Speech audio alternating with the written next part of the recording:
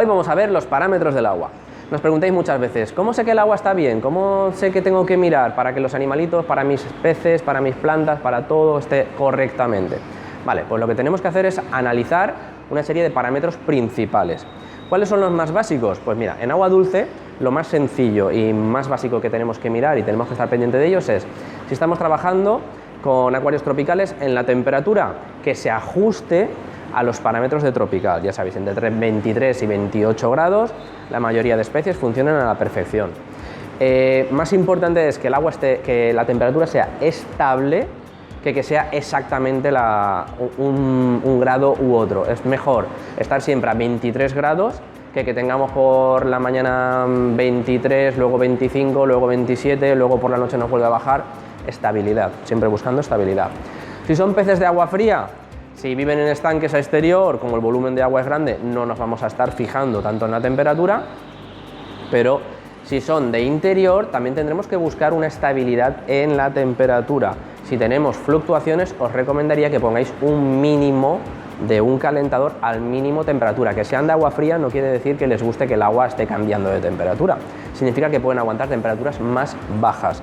Un calentador os va a permitir estar a 18 grados, lo cual se considera temperatura de agua fría, y podéis mantenerlos en invierno a esa temperatura sin bajarla dentro de casa para evitar fluctuaciones. A exterior, si tenemos un volumen de agua suficiente, olvidaros porque ellos se adaptan al cambio que tengan diario. No tenemos de otra. Luego, aparte de la temperatura, ¿qué es lo primero que deberíamos de mirar? Deberíamos de buscar del ciclo del nitrógeno, que ya hemos hablado varias veces, pero lo volvemos a repetir. Amoníaco. Se testea en los acuarios en ciclado o que tengamos sospechas de que el filtro no está funcionando bien o que no está maduro, testeamos el amoníaco. ¿Por qué? Porque es la primera sustancia que aparece en el ciclado de los acuarios o cuando un filtro falla, porque se nos han muerto las bacterias, porque se ha cometido el error no intencionado de limpiar todo el material filtrante y nos hemos quedado sin bacterias, cuando se ha hecho un tratamiento de antibiótico y han muerto muchas bacterias dentro del acuario. Analizamos el amoníaco. El objetivo siempre es nivel 0. Si tenemos el amoníaco a 0, querrá decir que nuestro filtro está funcionando bien a nivel biológico. La siguiente sustancia que debemos de mirar es el nitrito. ¿Por qué? Porque el amoníaco, las bacterias lo transforman a nitrito, es la siguiente sustancia nitrogenada. Lo mismo, el parámetro que buscamos es nivel 0 en nitrito, lo cual quiere decir que el filtro estaría maduro. ¿Para qué nos sirven el amoníaco y el nitrito medirlos al principio del ciclado? Porque si vemos día a día la medición del amoníaco, veremos que hace una curva y el nitrito funciona exactamente igual. Cuando el amoníaco está arriba, el nitrito empezará a subir y el amoníaco empezará a bajar. Entonces se cruzan, las curvas se cruzan. Buscar parámetro 0 y 0 significa que el filtro está funcionando. El siguiente parámetro de sustancia nitrogenada que se busca es el nitrato. Es lo último que aparece por descomposición de sustancias nitrogenadas con las bacterias y es el que se acumula en el tiempo. ¿Cuáles son los valores óptimos?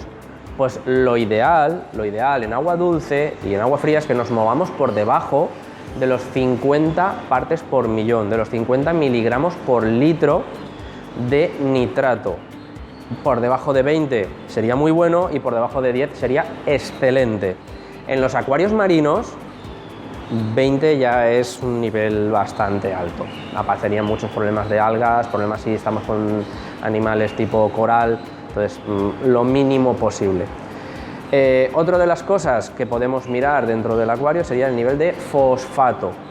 El nivel de fosfato es muy bueno saber cuánto tenemos para acuarios plantados, saber si hay que abonar o no hay que abonar, si vamos a tener problemas de algas, si no vamos a tener problemas de algas, y en el acuario marino exactamente igual. En acuarios marinos la relación es de 100 partes de nitrato por una de fosfato. En los acuarios de agua dulce nos deberíamos de mover en torno a los 21 aproximadamente, ¿vale? Todos los desequilibrios de estas proporciones ocasionan apariciones de algas de distintos tipos. Prometo hacer un vídeo de los distintos tipos de algas y cómo se relacionan con el desequilibrio por exceso de nitrato o por exceso de fosfato. El pH del acuario. La medida del pH es la medida de la acidez del agua.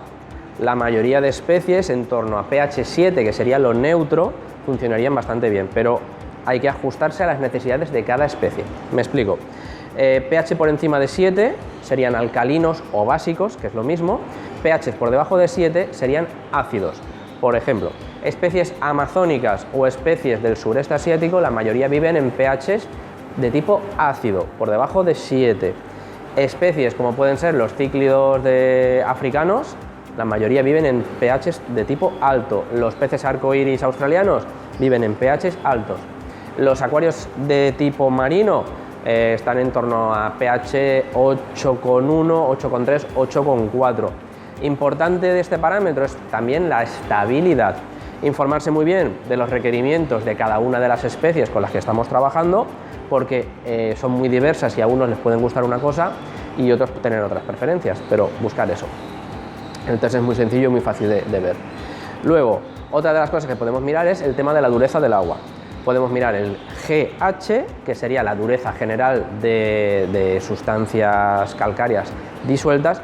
Luego tendríamos el KH, que sería la dureza de carbonatos. La dureza de carbonatos, lo ideal en la mayoría de acuarios es que no bajará de 2, 3, 4. ¿Por qué? Porque el KH tiene un efecto que se denomina tampón. Los carbonatos en el agua ayudan a que el pH no fluctúe. Entonces, si estamos utilizando agua de osmosis, que nos puede salir en un KH de 0 perfectamente, no va a ser un agua estable en cuanto al pH. No, si leéis un pH, da igual la medida que os dé, en un agua pura de osmosis que un KH es de 0, ese pH es falso, es un pH fantasma. ¿Por qué? Porque se va a modificar en cuanto toque cualquier cosa del agua y es muy poco estable. Entonces yo os recomiendo que un mínimo en acuarios de tipo amazónico, de tipo asiático, aunque sean de aguas ácidas, que os mováis en torno a KH 3 mínimo, ¿vale? Para conseguir un mínimo de estabilidad del pH. Dependiendo de lo que sea, pues si estamos en acuarios de tipo marino, pues os vais a mover en 6, 7 de KH. Si estamos en acuarios de tipo cíclido africano, pues os vais a mover en KHs incluso superiores a 7, 8.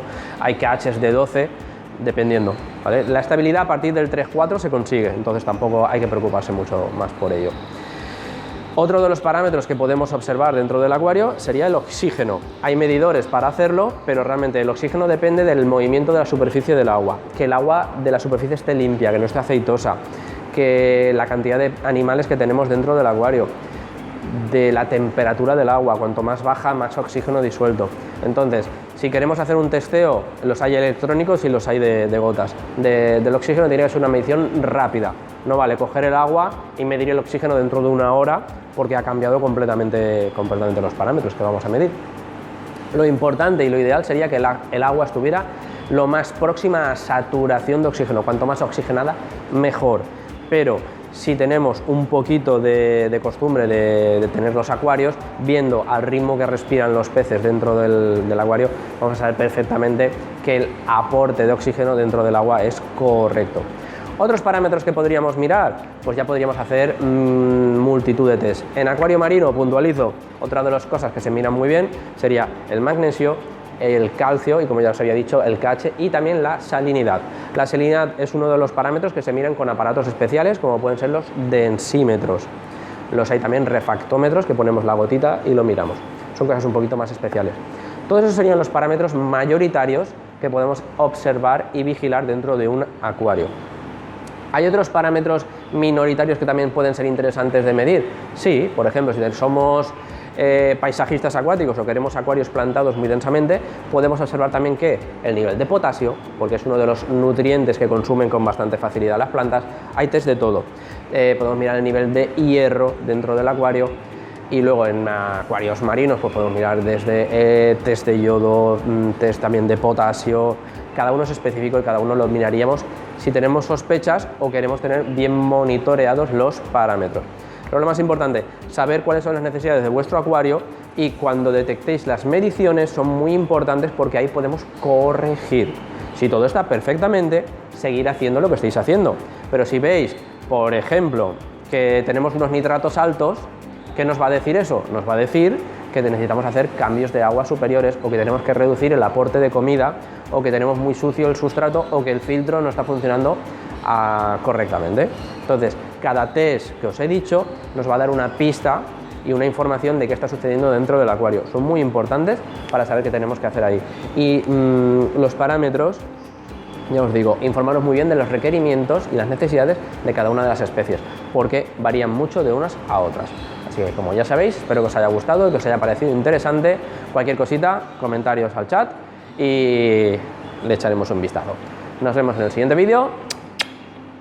Os queremos.